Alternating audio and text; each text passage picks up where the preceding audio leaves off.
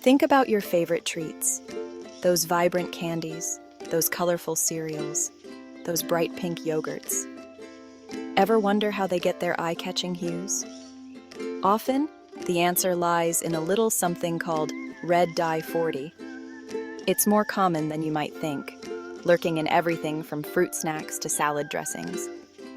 We add a splash of color to make our food more appealing, but have you ever stopped to think about what's actually in that colorful concoction?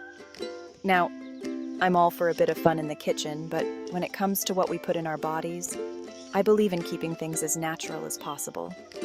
That's why I'm here to give you the lowdown on red food dye, what it is, how it's made, and whether it's something you really want on your plate.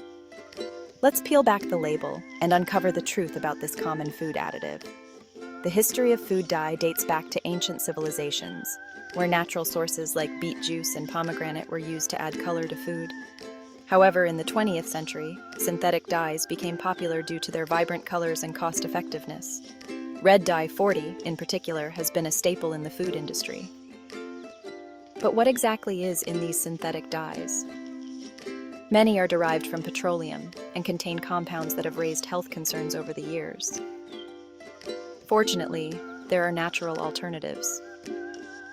Red dyes can be made from sources like strawberries, cherries, and beets, offering a healthier option without compromising on color. Many chefs and home cooks are now turning to these natural dyes to create beautiful, vibrant dishes that are also better for our health.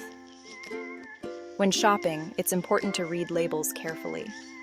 Look for products that use natural dyes or are free from artificial additives altogether. By making informed choices, we can enjoy our favorite foods without the added risks associated with synthetic dyes. So next time you reach for that brightly colored snack, take a moment to consider what's behind that vibrant hue. Your body will thank you. Remember, nature provides us with all the colors we need. Let's embrace them and make healthier choices for ourselves and our loved ones. Believe it or not, red food dye wasn't always concocted in a lab. In fact, the history of red dye is as colorful as the pigment itself.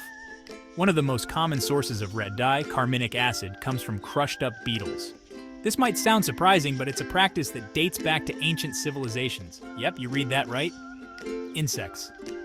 Specifically, these beetles are known as cochineal insects. These little critters, known as cochineal insects, produce a vibrant red pigment that has been used as a natural dye for centuries. The Aztecs and Mayans were among the first to use cochineal dye, and it was highly prized in Europe during the colonial period. These days, while some red dye still comes from natural sources, much of it is synthetically produced.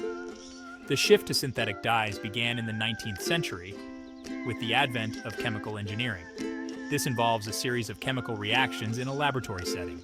Scientists have developed various methods to create vibrant red dyes that can be used in everything from food to textiles.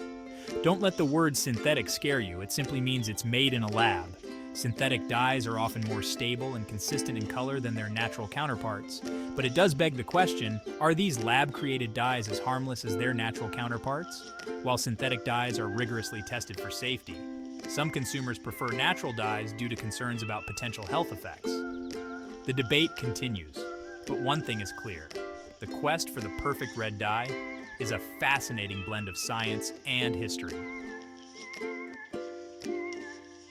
Red dye 40 isn't the only culprit when it comes to colorful foods.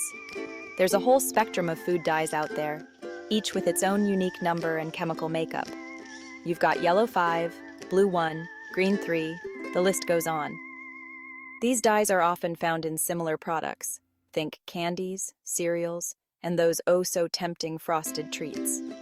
Some argue that these dyes are harmless, while others point to potential health concerns. The debate rages on, leaving many of us wondering what to believe. As with anything we consume, moderation and mindful consumption are key. Red food dye, particularly red 40, often finds itself at the center of health debates. This vibrant dye is commonly used in a variety of foods, from candies and sodas to cereals and baked goods. Its widespread use has made it a subject of scrutiny and concern among health experts and consumers alike. Some studies have linked it to hyperactivity in children, while others suggest a connection to certain types of cancer.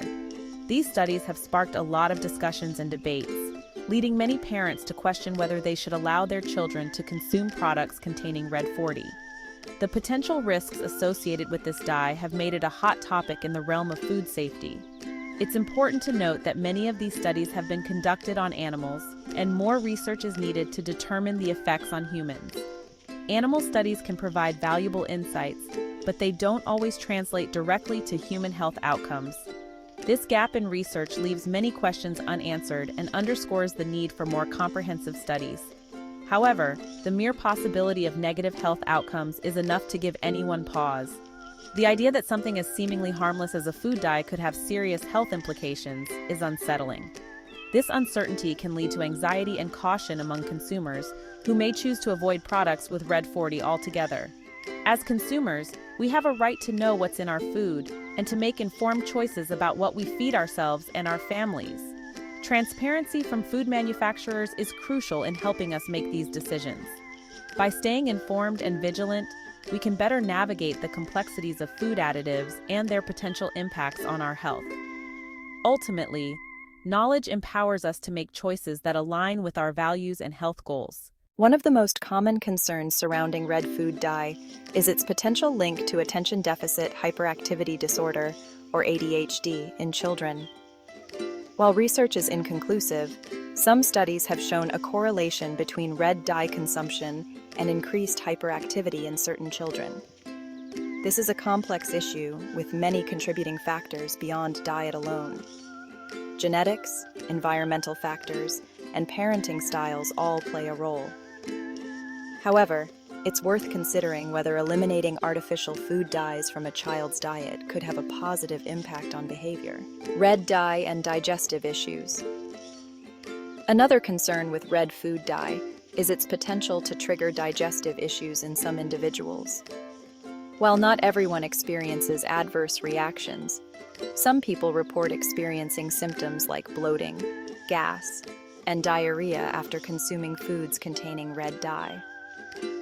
If you have a sensitive stomach or suspect that food dyes might be triggering your symptoms, it's worth experimenting with an elimination diet. By removing artificial dyes from your diet for a period of time and then slowly reintroducing them, you can determine if they are a contributing factor. The good news is, there are natural alternatives to synthetic red food dyes. Beetroot juice, paprika, and other plant-based pigments can provide vibrant hues without the potential downsides of artificial dyes. While these natural alternatives might not be as readily available or shelf-stable as their synthetic counterparts, they offer a healthier and arguably more flavorful way to add a pop of color to your food. The key to navigating the world of food dyes lies in becoming an informed consumer. Take the time to read food labels carefully and familiarize yourself with the names of common artificial dyes. Look for products that use natural coloring agents like fruit and vegetable extracts. Remember, knowledge is power.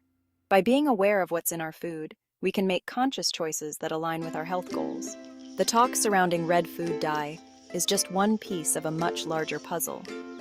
Our modern food system is rife with artificial additives, preservatives, and flavor enhancers, many of which have unknown long-term health effects.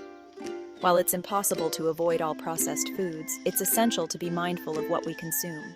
By cooking more meals at home using fresh, whole ingredients, we can reduce our exposure to potentially harmful additives and take control of our health. Armed with knowledge about red food dye and other food additives, you can make informed decisions that align with your values and health goals. Remember, small changes can make a big difference. By choosing natural alternatives whenever possible, reading labels carefully, and cooking more meals at home, you can reduce your exposure to potentially harmful additives and enjoy a healthier, more vibrant life. Thank you for tuning in to the Now Network, your source for the latest food facts. Subscribe to our channel and click the bell icon to ensure you never miss an update. If you have a video idea, I'd love to hear it. Share your suggestions by leaving a comment below.